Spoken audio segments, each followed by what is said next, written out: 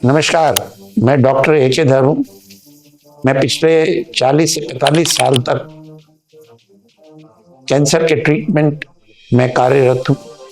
मैंने Tata memorial hospital Mumbai में भी ब्रेस्ट कैंसर के पेशेंट्स का इलाज किया है।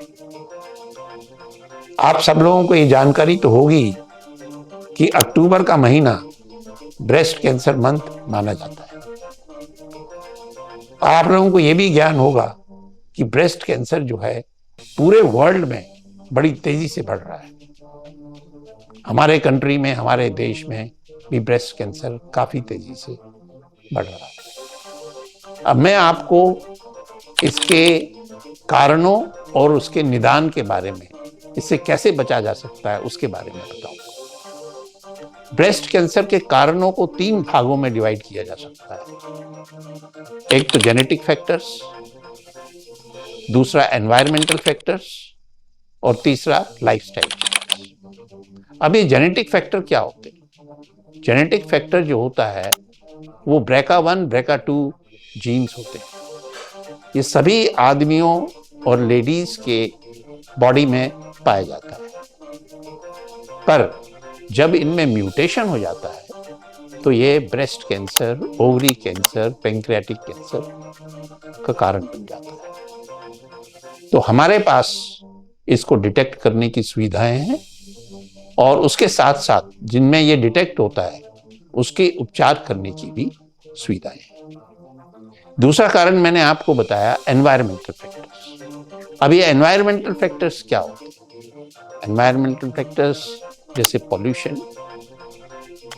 कीटनाशक दवाइयों का इस्तेमाल करना, पैसिव स्मोकिंग, ये सारे एनवायरमेंटल फैक्टर्स होते हैं जो ब्रेस्ट कैंसर का कारण बन सकते हैं।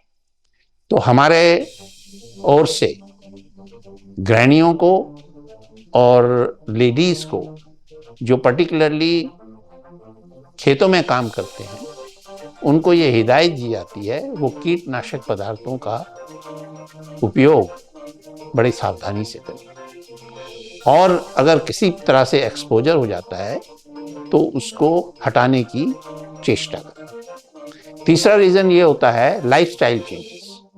लाइफस्टाइल चेंजेस का मतलब ये होता है कि आजकल की दुनिया में सडनली खाना पीना और व्यायाम करने की तरीके जो हैं वो बदल गए हैं।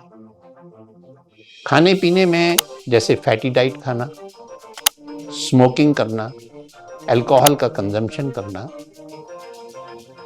व्यायाम ना करना, सुबह देर तक सोना, ये सब चीजें जो हैं ये ओबेसिटी का कारण बन जाते हैं और इन ओबेसिटी की वजह से ब्रेस्ट कैंसर जो है वो कॉमन हो रहा है। तो मेरा सबसे अनुरोध ये है कि इन सब चीज़ों को, खासकर स्मोकिंग और अल्कोहल को अवॉइड करें और कैंसर मुक्त जिंदगी जिएं। धन्यवाद।